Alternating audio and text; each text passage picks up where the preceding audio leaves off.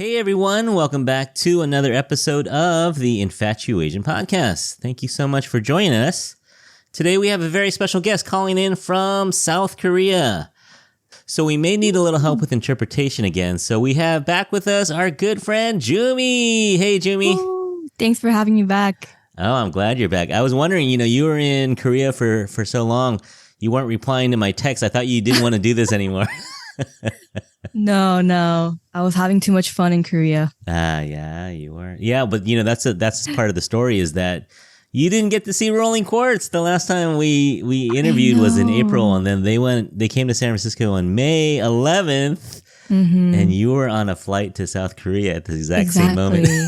I'm so sad about it. Yeah, literally that same day I was flying out to Seoul. So yeah, that concert was so fun. I was really close. I don't know if I showed you any pictures, but I got right next to the stage. No way. And some of them looked over, and I think we made eye contact, and they're kind of like, I know you. And so it was really cool. Oh, yeah. And then the next day, they had a fan meet and sign. And I got to meet them, and they were so nice. But I realized at that moment that I needed you because I don't speak Korean. So we were face to face. I was with all 5 of them. I was face to face, and I had nothing to say, Jimmy. I mean, I think they understand English pretty well, but yeah, it was just hard. So I panicked. I said hi. I gave them some pins and magnets and stuff, and then I ran out the door. Oh, I'm sure they appreciated it. I think they did. Yeah, they are very nice and they recognized me, and it was fun, and I felt like we knew each other a little bit, but I was still super nervous. So I don't know. So maybe next time you got to come with me so we can have a conversation. Yes, next time. Hopefully they come again soon. Oh man. Hey, speaking of tours, guess what? They're actually coming to Canada in August. Not near us though. They're going to Toronto.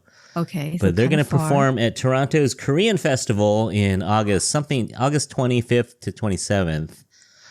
Maybe we'll ask manager Han about the exact date. But yeah, that's exciting for North Americans. Again, we get to see them. So I know that'll be popular. Wow. And audience out there, you remember that we were able to talk to Rolling Quartz in April. And so it honestly was one of my favorite moments as a podcaster. How did you feel doing that interview? I was definitely nervous. Yeah, I was looking at the video again and I was like, wow, like I definitely look nervous, but I had such a great time like getting to know each of them. And it was my first time kind of doing like an interpretation for like an interview. And with like a Korean all-girls rock band. So it was definitely a very special experience for me. How cool is that, right? Yeah, no, I think we both said, I can't believe we're doing this, right? Yeah, even now, I'm like, did we actually do that? That's crazy. Yeah. No, but we got some comments on our Instagram as well as I posted on some other places, and everyone said your interpretation was on point. Wow. They liked I'm so glad to hear. I think we're used to subtitles, but the thing about subtitles is that you stop listening and you start reading, right?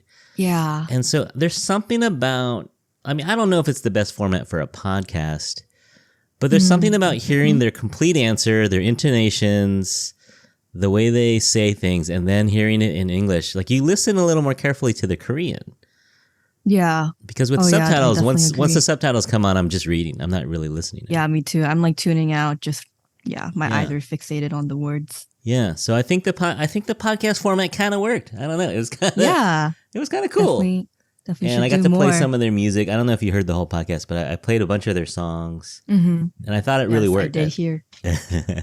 Yeah, I thought it really worked. So I don't know. I would love to interview more K-pop or K-music people. Yes. If they ever get back to me, I DM them all the time, but they never get back to me. But we're ready. Everyone out there, ready. Korean performers, artists, we are ready for you. We're ready. Please reach out to us first. If please respond. I think our show is too small too. We need to grow our show. We need to get up to like the level of like a BuzzFeed or Sirius FM. We need. Oh yeah, I believe this is the beginning of something. Once we blow up, then everyone will want to come on our show. Exactly. They'll regret not responding right away. So yeah, we got to really step up our game. Yeah. So we got to meet the band last time, but guess what? Today we're doing something special. We're going to meet with the general manager, Han Wook. Actually, it's funny. He was my contact person, and then he said, "Hey, do you have a Kakao Talk?" And I was like, "No."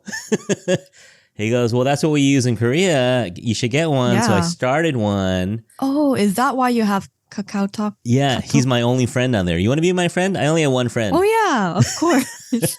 I use Katok to talk to all my friends in Korea, all my family members. They only exclusively use Katok. So okay, so you'll be my second contact. What an honor. But yes, but we were messaging back. Manager Han and I were messaging back and forth a little bit. It was pretty fun. Like, I was like, "How's LA? I hope you have a safe trip and stuff." And so I think we're like besties now. Yeah, I mean, kind of. I'll talk to him soon. But I was like, "Hey, yeah, could we interview you?" Because I'm fascinated by the Korean music industry. I think it is. It's caught everyone by storm, and I think it's really interesting. And he said he worked in the industry for about 20 years. Oh, wow. So I'm hoping he has some, a long time. Maybe he was like BTS handler. Maybe he has like some cool job that he did. I'm excited to hear all we'll his see. past gigs. So he is the general manager of Rolling Star Entertainment, and I found out that it's basically him and his brother and a few other people and Rolling Quartz, and that's their whole company. Wow. So that'll be very cool. So without further ado, let's talk to Han Jeong-wook.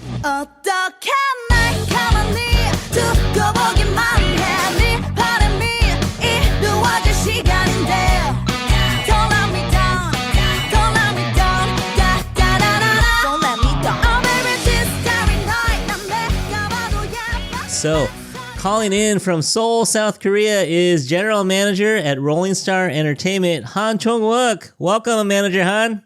Hello everyone. Hi. 안녕하세요. Yeah, so we have a couple questions for you about your career. How did you get started in music? 원래는 군대에 갔다 온 다음에 공무원이 되려고 그랬었어요. 그랬는데 복학하기 전에 시간이 좀 남아서 아르바이트를 했는데 그게 공연기획사였었어요. 그게 바로 제 경력의 시작입니다. So after, how Koreans have to go to mandatory military service. So after going to the army, his plan was to actually go into getting government jobs. Oh, okay. But before going back to school, he decided, I want to try out some part-time jobs. And the part-time job he had then was working at an entertainment industry related gig. Are you a musician at all? 중고등학교 때는 이제 락스타가 되고 싶었었는데 이제 군대 갔다 온 다음에 한국 남자들이 대부분 그게 터닝 포인트인데 군대 갔다 오면 이제 현실적이 되잖아요. 그래서 관뒀었었죠. So in middle school and high school, his dream was also to be like a rock star. But after going to the army, and he added a lot of Korean men when they go to the army, that's when they put themselves in their place, become more realistic. So that's when he kind of stopped pursuing that dream. I had to face the reality. The reality. It's hard. Yeah, music is a dream, but it's hard as a job. Right. So what were some of the first jobs you had in entertainment? 처음에 제가 그 공연기획사에 들어간 게 1996년이었었어요. 그리고 첫 번째 97년 1월인가 2월인가 잘 기억은 안 나는데 했던 게 이제 스티브 와이라는 기타리스트의 공연이었었어요. 그리고 미국 분들도 알만한 팀은 이제 미스터 빅의 기타리스트 폴 길버트 한국 투어할 때 같이 스텝으로 참여를 했었어요. So he joined the industry in 1996, and one of his first jobs was in early 1997. Steve Y. It was, Steve Y. It was a show for Steve Y. So he was a staff for that. And also he helped out with Paul Gilbert's show. Mr. Big. Do you know Mr. Big Band? Mr. Big Band? Yeah, Mr. Big. Band name is Mr. Big. They are very famous in Korea. And this is mostly rock? Yeah. Hold on, let it go. Show me what it's done to you. Stand on, let it go. Wow. we see the rock band spirit, the rock star spirit. So were you more behind the scenes, like a stagehand, or were you more managing? 보통은 그때 그 한국 스태프들과 그 미국 스태프들 사이에서 이제 좀 통역을 좀 해줬어요. 영어를 잘해서 했던 게 아니라 이제 한국 사람들이랑 그 사람들이랑 그 커뮤니케이션을 하는 그 방식이 좀 달라서 저는 악기도 연주를 했었었고 하다 보니까 조금 그런 일들을 했었습니다. So he actually interpreted between like the Korean staff and the American staff. And he said it's not because he's like super good at English, but because the way they communicate is very different. And also his personal experiences with, doing music, he said it helped a lot. Oh, cool. Have you seen so that's almost 25 years that you've been working in this. Have you seen the industry change a lot since 1997? 예, 많은 것들이 변했어요. 근데 밴드 쪽은 그렇게 많은 변화가 있지는 않았어요. 계속 안 됐었거든요. 그 rock band 쪽 말씀하시는 거죠? He said that a lot of things changed, but not really in like the rock band industry. He said not a lot of things changed since then. But K-pop went way up. Yeah. Can you even imagine how big K-pop is now? Like back then in 1997, can you imagine K-pop being so big today? I never imagined. I can't believe it. It's so crazy, right? Even now. Yeah. The fact that even an old guy like me, knows K-pop and, it's everywhere. Everyone in America, it seems, not everyone, but so many people in America are really, and it's not just Asians, not just Koreans, but the whole world is really into K-pop. It's really fascinating. 사실 한국에서 K-pop이 제일 인기가 없는 것 같아요. He said he thinks K-pop is like the least popular in Korea. Really? Yeah. Like compared to internationally. To America. Yeah. Yeah, we were talking about Twice and how people will spend $200 like nothing just to see Twice. But in Korea, I don't think people will pay $500 to see Twice, $200 to see Twice. 실제로 한국에서는 임영웅이라는 트로트 가수가 있어요. 그 임영웅이 가장 인기가 많습니다. 그 BTS나 블랙핑크도 임영웅을 이기지 못합니다. 한국 차트에서. Yeah. Curtis, I don't know if you know about Im Young-woong. He's a popular trot.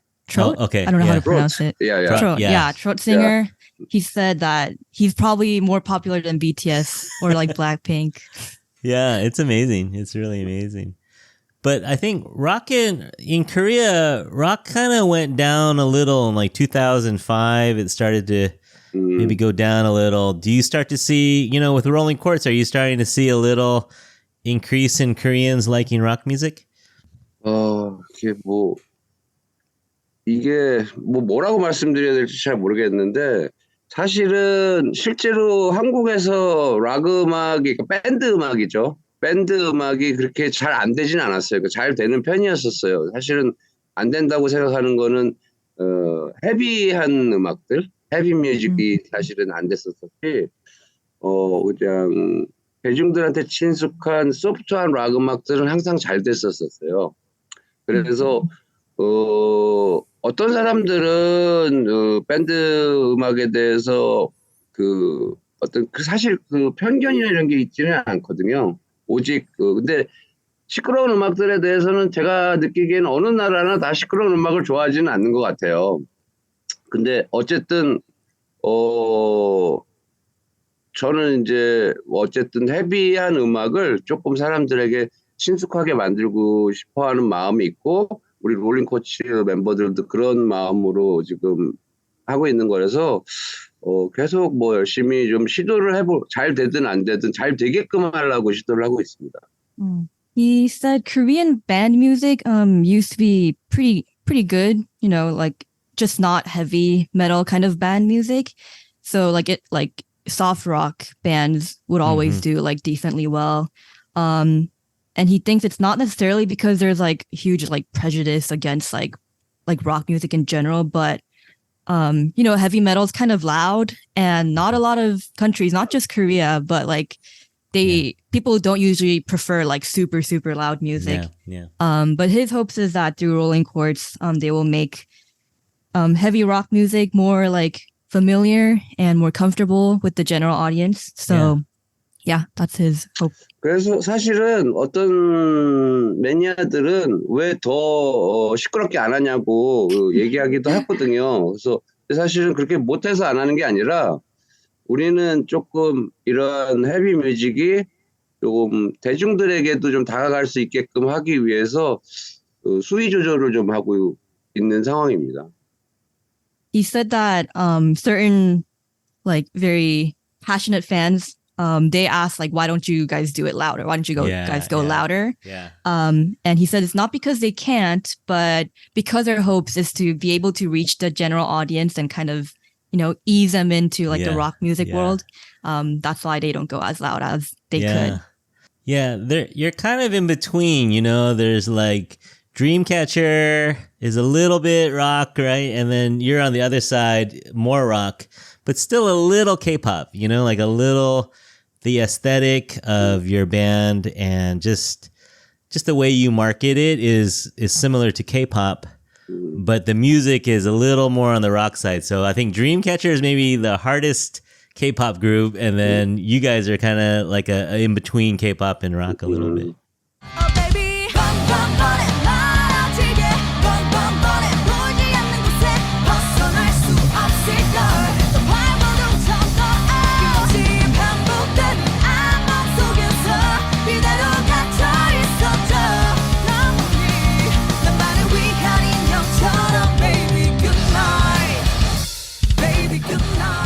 So, how did Rolling Quartz get started? How did they find you, or did you find them?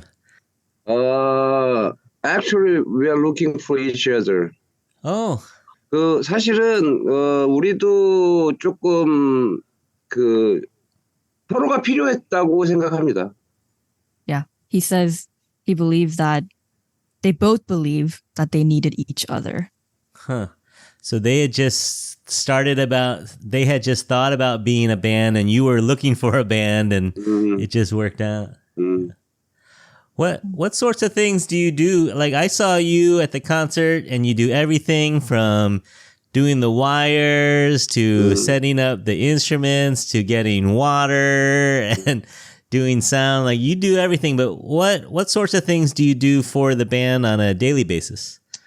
이거는 이제 저는 사실 음악계에 있는 모든 종류의 일들을 다 해봤어요. 그러니까 뭐 사소한 것부터 시작해가지고 뭐 쉽게 얘기하면은 청소부부터 대표까지 다 해봤거든요.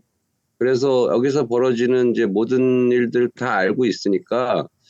그리고 또 미국 투어나 해외 투어 같은 경우는 또 조금 인력이 더 필요한데 아직은 우리가 그렇게 유명한 팀이 아니라서 약간 예산상 제가 그냥 다 하고 있습니다. 모든 종류의 일을. He says he's done quite a lot of things in the music industry, from like, just like cleaning up like the company to like leading as like a representative. So he knows quite a lot. He said especially for like international tours, you need a lot of labor. But for the sake of cost, he's trying to do most of the work. Do you have what's your daily schedule like? So you come in the morning and do meetings and then rehearsal. What's your daily schedule like? 사실은 뭐 해외하고도 일을 좀 많이 하고 있기 때문에 뭐 사실은 불규칙합니다, 생활이. 그래서 어쩔 때는 밤에 새벽에 계속 외부 사람들이랑 뭐 줌 미팅이라든가 아니면은 뭐 카톡을 통해서 계속 일을 해야 되고, 또 오자마자 이제 멤버들 연습을 좀 확인을 좀 같이 해야 되고, 또 저하고 또 저희 형, 우리 대표님 보스가 저희 형인데 같이 이제 또 회의를 잠깐 해야 되고 멤버들 이제 연습하는 거 체크해야 되고 또 사실은 노는 시간하고 일하는 시간하고 따로 구분은 없는 상태입니다. He said because they've been doing a lot of like international tours, it's been kind of irregular. Sometimes you wake up like midnight and do Zoom meetings, try to contact people through Katok. And he also has to check like the members' practices. And his older brother, aka his boss, they do meetings together too. So he says there's not too much of a distinction between like his rest and work. So his daily schedule is pretty irregular these days.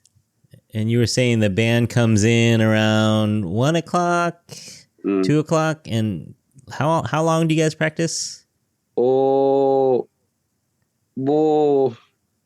보통 이제 합주하는 동안에 저희는 한 1시간 정도 그들의 합주를 좀 지도를 해주는 편이고, 그 다음에 나머지는 멤버들끼리 하고, 또 우리 대표님 같은 경우는 그 음악 작업부터 시작해가지고 이제 영상 편집 같은 것들을 우리 대표님이 다 하고, 저 같은 경우는 이제 비즈니스 차원에서 사람들 미팅 같은 것들을 또 오프라인 미팅 같은 것들을 계속 하고, 또 우리 멤버들 중에서 아이리 멤버, 기타리스트 아이리는 술을 좋아해서 같이 술을 마십니다.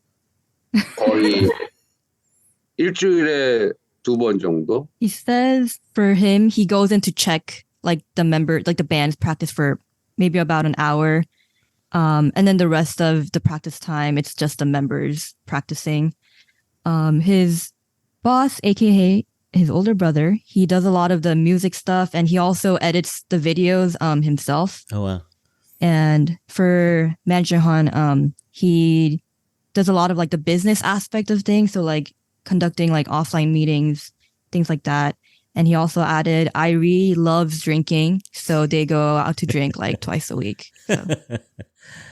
Do you feel like you have 5 daughters when you have to take care of the band? Do you feel like you're an extra dad for them?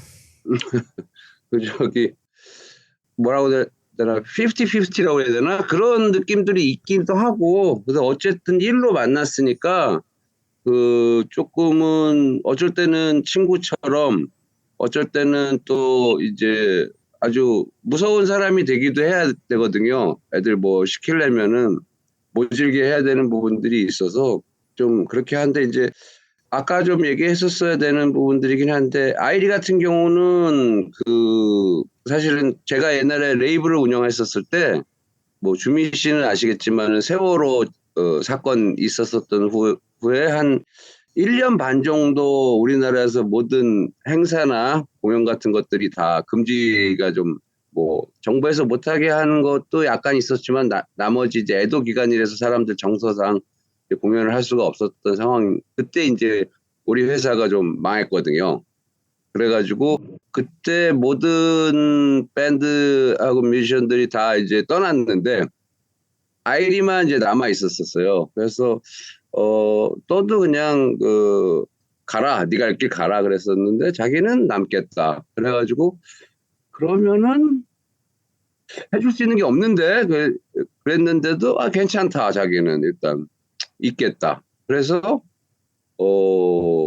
사실은 그 아이리 같은 경우는 동료이기도 하고 뭐 친구이기도 하고 뭐 그런 여러 가지 감정들이 있긴 있습니다. 그렇지만은 사실은 이제 또 롤링 쿼츠 멤버들하고도 같이 어떻게 보면 한 3-4년 정도 이제 같은 시간을 보내다 보니까 그렇게 느껴지긴 하는데, 이제 그렇게 생각하면 안 되거든요. 사실 옛날에 에이블 했었던 친구들도 다 중고등학교 때부터 봤던 친구들이라서 그렇게 생각을 하게 되는데, 결국은 이제 좀 비즈니스는 비즈니스니까 그냥 일처럼 열심히 해야 되는 부분들이 좀 있습니다. 그래서 좀 일처럼 하려고 노력하고 있는 상황입니다.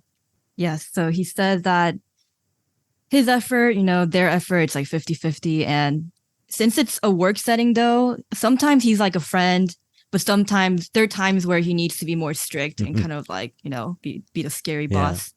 So fun fact, actually, he Manager Han had a label before then this too, and Iree was part of it, and there were a lot of other artists too.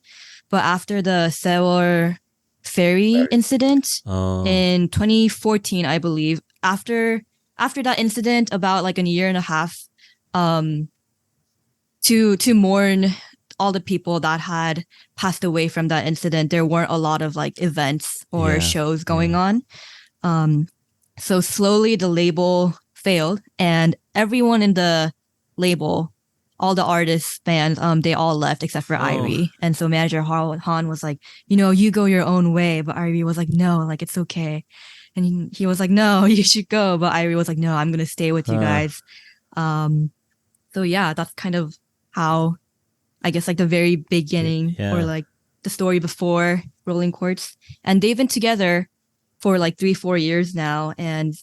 But all that to say, he says that sometimes he feels like he wants it's just natural to feel like a fatherly type of, way. But because business is business, there needs to be that balance of, being strict. I love that. Yeah.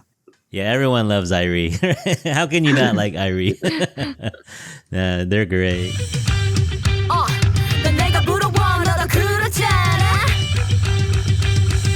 I got music for you, girl. With love, ever so high, I can feel it in my bones. My oh my, baby, don't cry, just call me on my telephone. You are my favorite cry, 1 million extra time. I got you, I got you, I got you, I got you. Another time gonna blow your mind. No complaint.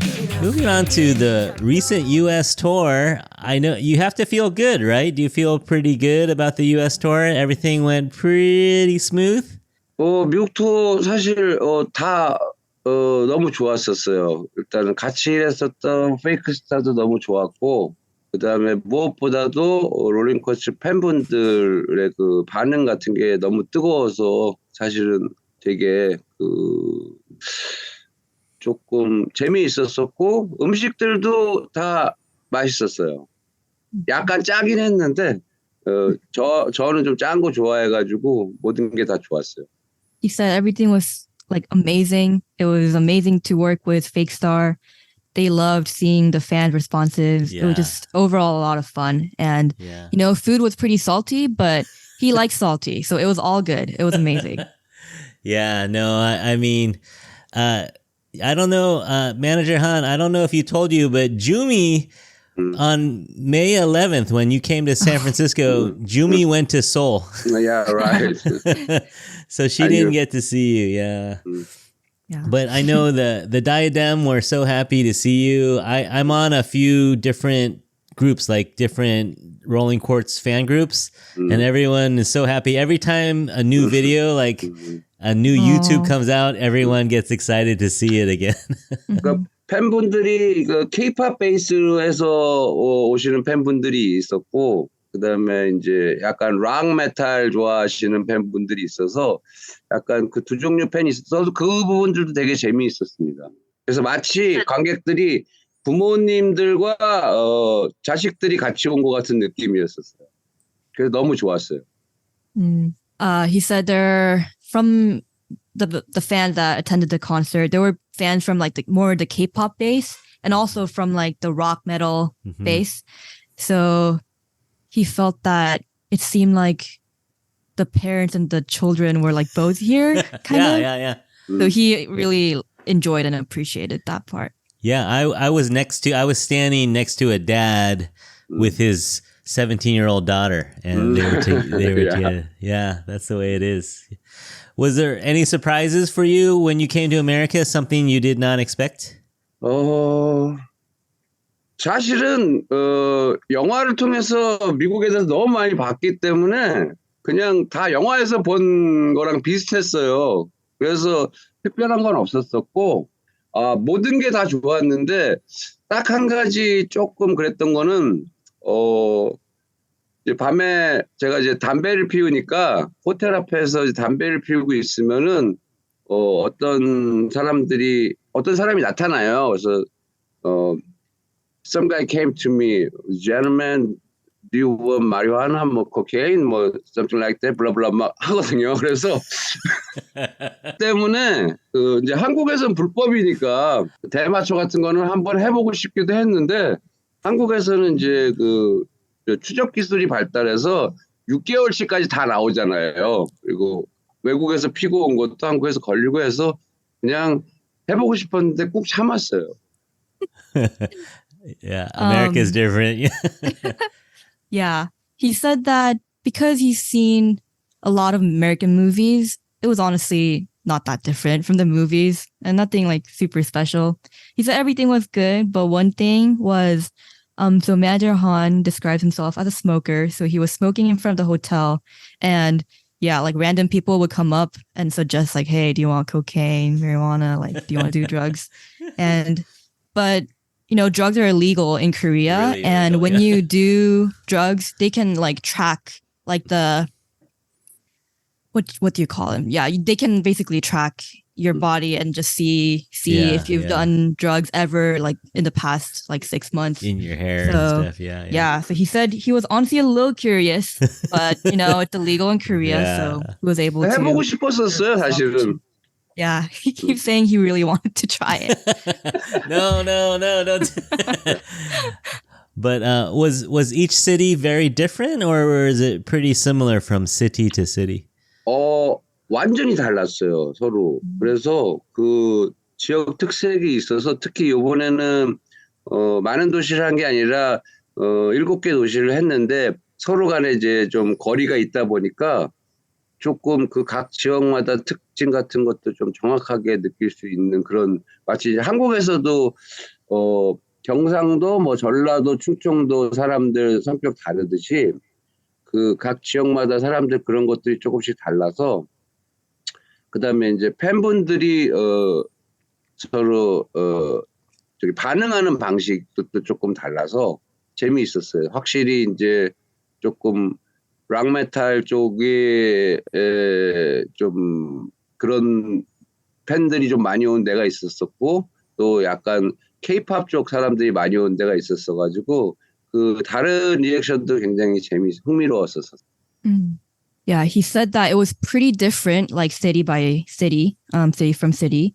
And he really appreciated the fact that you could really clearly see the characteristics of the different cities. Mm-hmm. They toured 7 different cities, I believe. And because there was some distance, he gives an analogy of like, even in Korea, there's 경상도, 전라도, 충청도, which are like the different states. And they're known for people having like different personalities and they speak differently, different culture and everything. So it's kind of similar to that.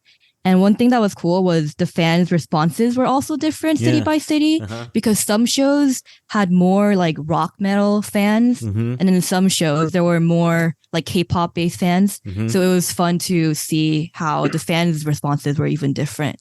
Yeah, that's very cool.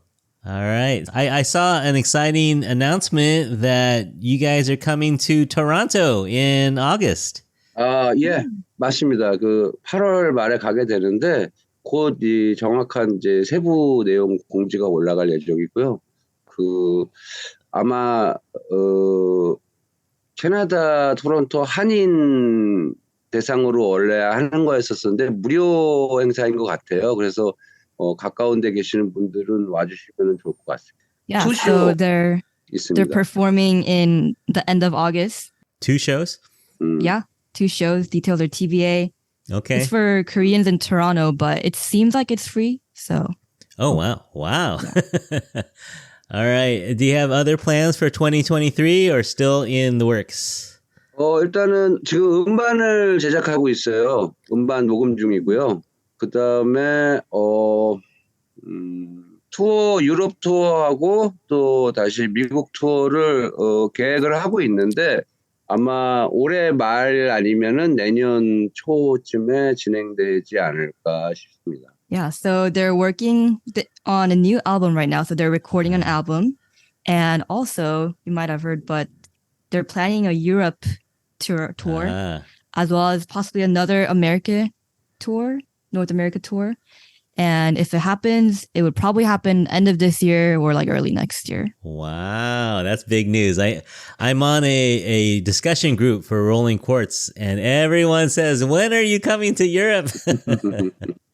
So okay, so all you European fans out there, maybe soon, maybe sooner than you think. That's awesome. 시간이 정해지는 대로 지금 계속 좀 다양한 지역에서 공연을 하기 위해서 좀 준비를 하고 있는데, 좀 상황들이 조금 정확하게 픽스가 되면은 그때 발표를 하도록 하겠습니다. So they want to perform in many different areas in Europe, but nothing is set in stone yet. Okay, So. okay. We'll fingers crossed. People are very excited though. That would be great. Any more collaborations coming up? 사실은 콜라보레이션 같은 경우 저희가 했었던 거의 모든 콜라보레이션들이 갑작스럽게 진행된 거였었어요. 그래서 제안이 들어오면은 사실은 저희가 가급적이면 다 하는 편인데, 왜냐면 좀 재밌기도 하고, 근데 지금 구체적으로 뭐 픽스된 그런 것들은 아직은 없는 상태인데, 뭐 어느 날 갑자기 나와도 뭐 이상하지는 않을 겁니다. He said that all of their past collaborations were kind of all unexpected. So as for them, whenever there's like a suggestion or offer, they would usually take it because, it's fun. It's a good experience. Yeah. Nothing's set in stone yet, but if they just randomly come out, then don't be surprised. Okay. Yeah. Good. And then one more question from my discussion group. They were asking, are you ever going to bring back more merchandise like hoodies or some of the older merchandise? 그게 옛날 머천다이즈가 그게 사실은 그거는 돈을 벌려고 만든 게 아니에요. 그냥 좀 멋진 거를 만들고 싶다 그러다 보니까 경제적인 그거하고 좀 안 맞았어요. 그래서 뭐 유통하고 뭐 또 이것저것 하다 보니까 우리가 그거를 많이 팔았는데 돈을 못 벌었어요. 그걸 통해서. 그래서 지금 사실 고민 중이에요. 그러니까 머천다이즈의 퀄리티를 올리면은 사실 우리가 돈을 못 벌고, 그래서 어떤 게 가장 적절한 방법인지를 계속 연구하고 있습니다. 특히 후디 같은 경우는 여기 오바로크라고 뭐라고 그래야 되나? 그런 거부터 시작해가지고 굉장히 신경을 많이 썼었어요. 그래서 뭐 조금 어떻게 해야 될지 지금 고민 중입니다. 너무 돈을 못 벌었어요. 머천다이징을 통해서. So he said that the old merch wasn't really for profit. They wanted to make something cool and sleek, so that's how they came out with the old merch. And he also said that it was not the best economically, so there was no profit, although the outfit was cool. So they're still thinking about it, because if you raise the quality of the merch, then the price would also go up. So they're still thinking about what the best idea would be. Yeah, because San Francisco is cold. I always wear a hoodie in San Francisco, so I need one. Thank you. Okay, so we're gonna do some quick questions. This is called our lightning round. Manager Han, what is your favorite Rolling Quartz song? 저는 아무래도 블레이즈를 가장 좋아합니다. 왜냐면은 첫 음반으로 발표한 곡이기도 했고, 멤버들이 처음에 그 곡을 만들고 우리 대표님 프로듀서하고 만들은 다음에 이제 저는 그전에는 정확하게 안 들었어요. 왜냐면은 조금 곡 만드는데 중간에 이제 개입을 하게 되면은 조금 그러니까 저는 이제 뭐 그거 가지고 좀 비즈니스를 해야 되니까, 그러다가 딱 이제 어느 날 듣는데 이건 너무 좀 뭔가 좀 울컥하더라고요, 노래가. 그래가지고 지금 여전히 그 노래 나오면 그냥 미국 공연 투어할 때도 미국에서 이 블레이즈를 연주했었던 순간이 제일 그냥 감동적인, 매 공연 때마다 뭔가 터치되고 좀 무브되는 게 좀 있더라고요. 블레이즈를 가장 좋아합니다. So his favorite song is Blaze, and it's because, it's part of the first album. Yeah. And so while they were producing the song, he didn't listen to it until they were like mostly done producing the song. And when he first heard it, he was just, totally moved. Yeah. So every time he hears that song, even now, when during the tour, whenever Blaze would come up, it would just provoke some emotion like in his heart, like, wow, just overwhelming feeling of, yeah. It's just a cool song, dude. Jumi, that was a song they played for us. Oh, They yeah. played Blaze for us. Yeah.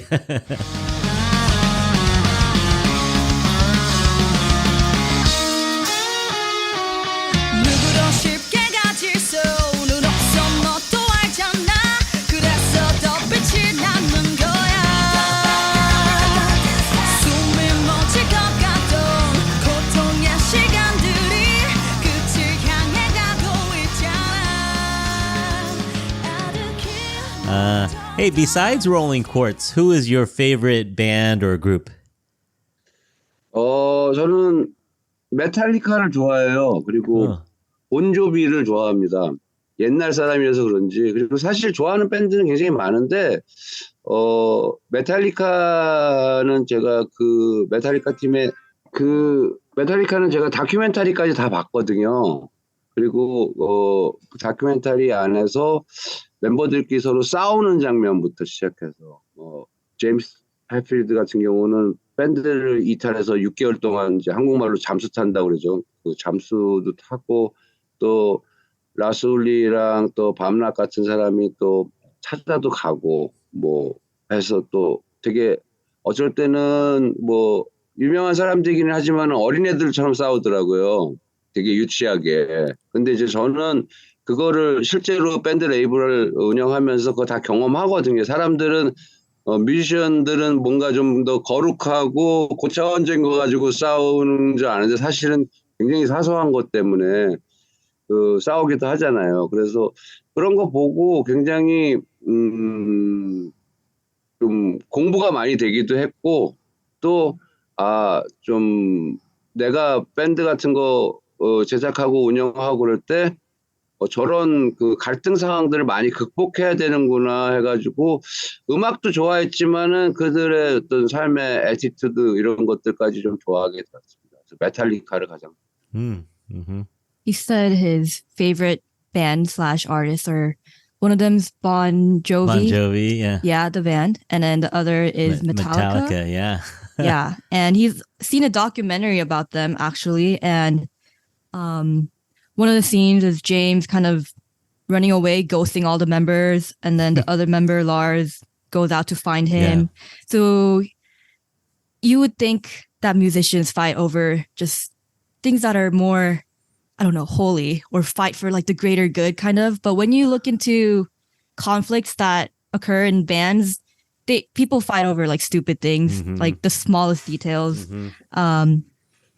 So yeah, watching that documentary too and seeing how they navigated through different conflicts that arise from, trying to do a band. He learned a lot from them, just like the way they do life. And he's also, all the things that he's learned from them, he's trying to incorporate into his work too, as he leads a band. Yeah, Metallica is from San Francisco too. Yeah, right. Yeah. So we play the Metallica songs from the record. I saw that. Yeah, that's cool. That was very cool. 그리고 한국 밴드로는 사실은 저희가 그 커버도 하기도 했는데 크라잉노트라는 밴드와 노브레인 그다음에 윤도현 밴드 YB라고 하는데 그 세 팀이 한국에서 메탈리카와 비슷하게 우리한테 그런 뭔가 그냥 존재 자체가 좀 어드바이스를 주는 듯한 느낌이 좀 있습니다. So he said that some of his favorite Korean bands are Crying Nut, No Brain, and the Yoon Do-hyun band. YB. So not just, YB. So their YB. music, not only their music's good, but also for similar reasons why he likes Metallica. It's just the way they do life and the way they approach their music. 그들도 한 25년, 한 30년 정도의 경력을 갖고 있는 밴드들이거든요, 한국에서. 그래서 오래 한 밴드들한테 배울 게 너무 많아서, 좀 그들이 내 선배든 아니든 좀 존경하는 마음이 개인적으로 있습니다. So those bands, they've been around for maybe like 25 to 30 years. Mm-hmm. So there's a lot to learn from a band that lasted that long. Yeah. So he respects them a lot.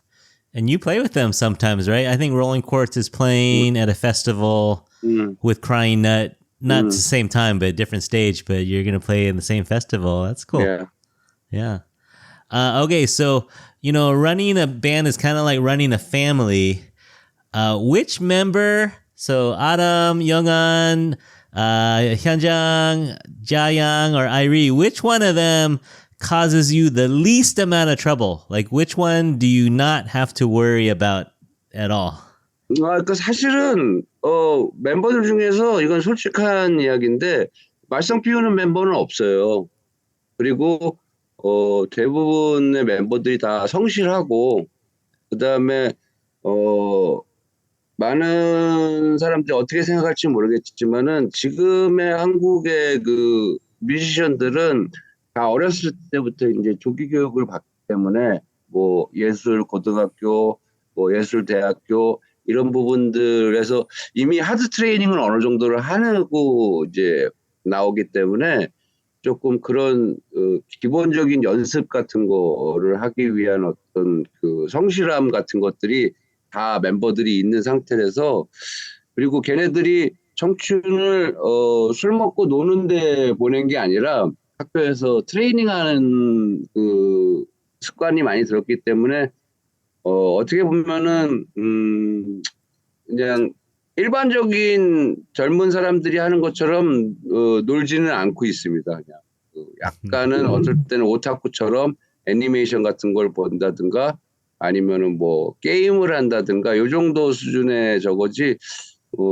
문제를 거의 모든 멤버들이 일으키지 않고 있습니다. He said that, to be honest, none of the members really cause trouble because they're all hardworking. Yeah. And yeah, Korean musicians now, they train from an early age. They go to like a specialized like art high school, and colleges for like performing arts too. Yeah. So they're all pretty hardworking because they come from that background. They were like hard trained from an early age. And none of the members spent their youth just like, drinking their lives away. They were training hard in school. Yeah. So all they do for fun is probably like watch anime, game, but that's pretty much about it. But you're not worried that one of them will get married and leave the band?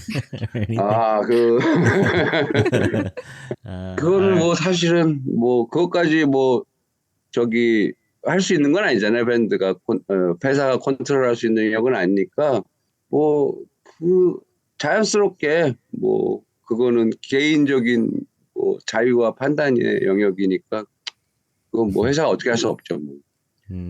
단지 이제 미리 좀 얘기를 해줬으면 하는 뭐 마음이죠.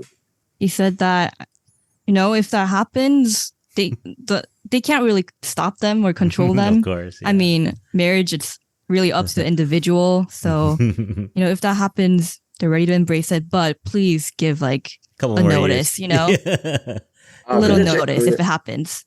제가 사실은 그 미국의 이제 특히 밴드들의 엔터 시스템을 좀 보면서 좀 놀란 건 뭐였냐면은 서로 아마 그게 조금 그런 차이가 있는 것 같아요. 그러니까 한국 회사들은 만약에 이제 개인적인 사생활을 어느 정도까지는 회사와 좀 공유를 하는 편이에요. 왜냐면 이게 공적인 영역이냐 아니면 사적인 영역이냐의 경계에서 약간은 그 공적인 부분들의 비중이 좀 높은 편이죠. 근데 이제 제가 알기로는 이제 미국 회사들은 사적인 비중이 좀 높은 것 같아요. 그러니까 만약에 뭐 머틀리 크루가 마약을 한다. 그러면은 회사 사람들이 하는 얘기는 나는 마약을 공급하지 않았다라는 얘기를 해요. 근데 문제는 한국 회사는 아예 못하게 한다는 거죠. 사실은 그런 거를. 그리고 그런 부분들 약간은 그런 부분들 좀 정서적인 차이가 있어서 조금은 이제 인권적인 부분이나 이런 부분들이 예민한 문제긴 하지만은 한국은 조금 미리 차단하는 시스템이고 특히 K-팝에서는 그게 더 심하거든요. 10대 때 사람들이 그 데뷔를 하기 때문에 아무래도 조금은 좀 더 엄격한 기준을 가지고 좀 하는 게 아닌가 그런 정서적인 차이가 있지 않나 싶습니다. He said that the band system here in America and Korea are like pretty different. In Korea, it's more like preventative because people start from a pretty early age, maybe like in their teens. It's important that the company kind of has more strict measures to prevent things from happening. Whereas in the USA, like, you know, if one of the members, you know, do drugs or something, the company will be like, well, I didn't know about it. But in Korea, that probably won't happen. It's less likely to happen because the company is already training them to not even get into that situation. Yeah. So that's a bit different. Yeah, I think you mentioned, especially K-pop, right? Very controlling, yeah. All right, one last one. What is one thing about Rolling Quartz that people don't know?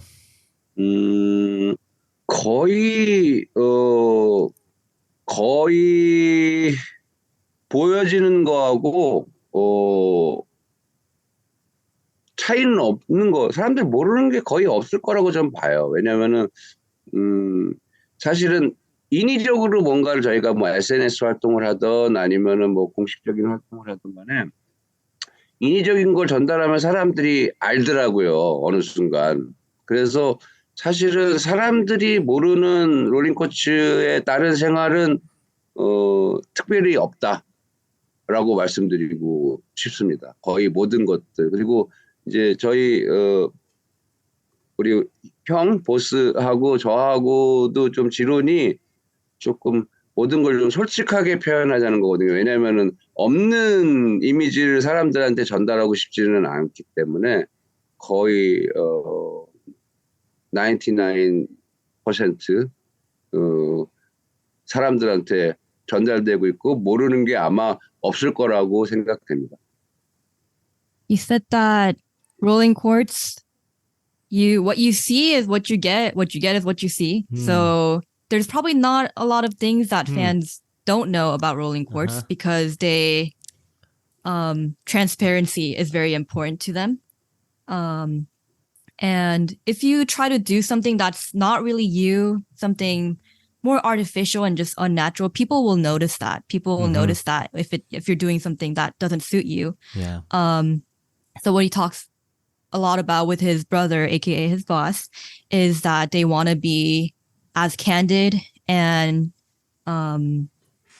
just honest as possible with everything they do. They don't want to create an image that the Rolling Quartz member don't have just for the sake of, business or attracting fans. Yeah. So 99%.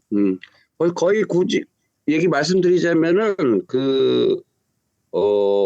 사실 멤버들의 의상이랑 헤어스타일들은 멤버들이 각자가 합니다. 우리는 돈만 제공합니다. Okay, maybe one fun fact is that their outfits and their hairs, they all decide for their own. So there's no like separate stylist telling them, hey, do this kind of hair or outfit. So, they provide the financial means, but the members, it's up to the members to decide on their own. Their own things, yeah. We only gave them our credit card.